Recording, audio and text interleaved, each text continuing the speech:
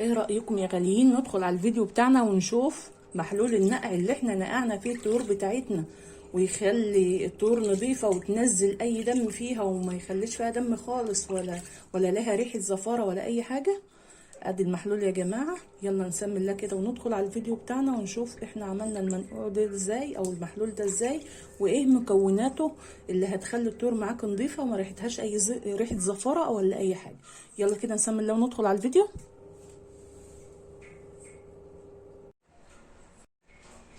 بسم الله الرحمن الرحيم. السلام عليكم ورحمة الله وبركاته. أهلا وسهلا بكم اخواتي الغاليين، يا رب تكونوا في أحسن أحوالكم إن شاء الله.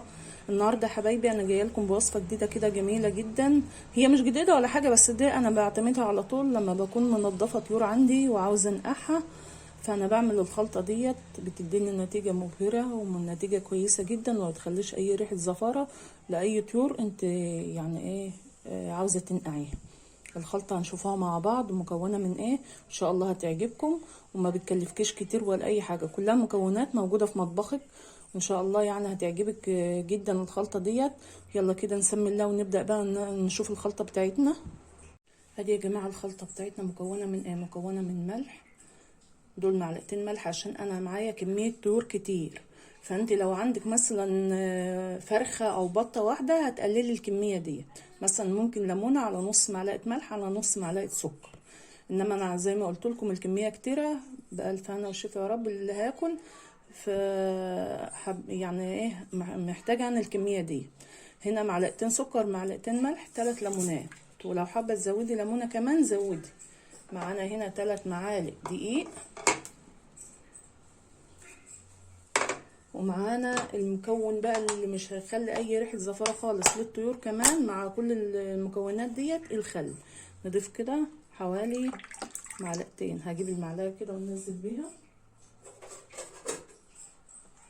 عشان نبقى عارفين، مش بكتره برضو يا جماعه، هما بس ايه 3 معالق. انا نزلت الاول حوالي كده معلقه، وادي معلقتين، يبقى كده ال3 معالق بتوعي، يبقى كده خلاص. اعصر بقى الليمون بتاعي الاول،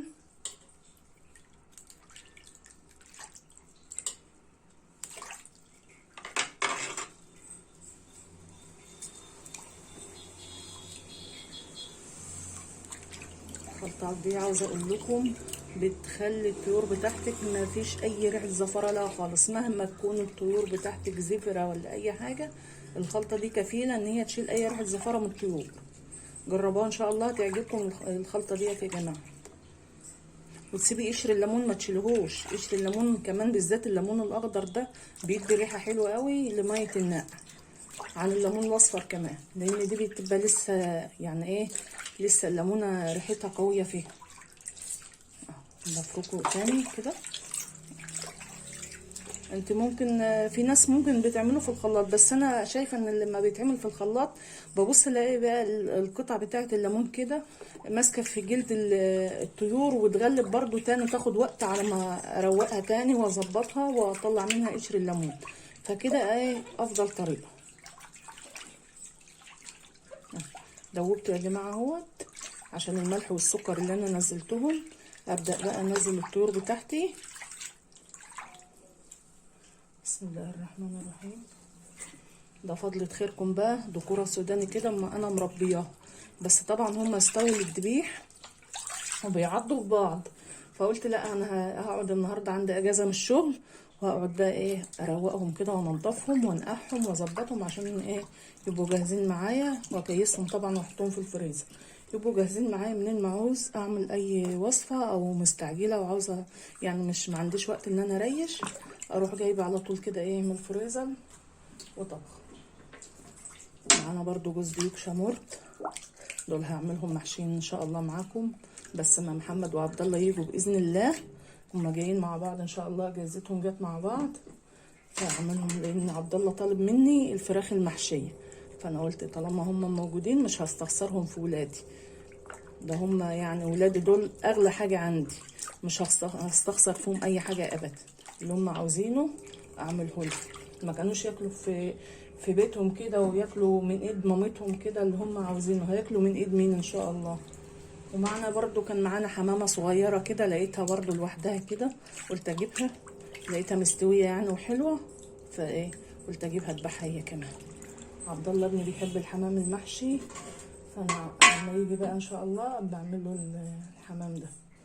في هنا لسه حمام في الفريزر برضه، هبقى اعملهم مع بعض كده وصفه ايه لكم واوريلكم انا بحشي الحمام ازاي. انا لسه ما عملتش، انا نضفته معاكم قبل كده على القناه، بس ما جاتش فرصه ان انا ايه يعني احشيه معاكم. بس هو زي حشوه الفراخ بالظبط، انا حاشيه معاكم الفراخ الشامورت قبل كده، فهي نفس الحشوه يعني، ما بياخدش اي حاجه تانية زياده عنها. هنقع بقى الطيور كده. دي طبعا الرقابي بتاعت الذكر السوداني، الذكوره يعني مش ذكر واحد. هنقعهم كل ده هيتنقع اهوت. شايفين يا جماعه الطيور نضيفه ازاي، ما فيهاش اي ريش ولا اي حاجه، عشان المكون برضو اللي انا بضيفه على الميه وانا بريش بيخلي الطيور معاه نضيفه جدا. انا هسيب لكم الرابط برضو بتاع الفيديو بتاع تريش الطيور عشان تبقوا تشوفوه. اللي عاوز يجرب الطريقه، طريقه كويسه جدا، ما بتخليش اي ريش صغير في الطيور بتاعته.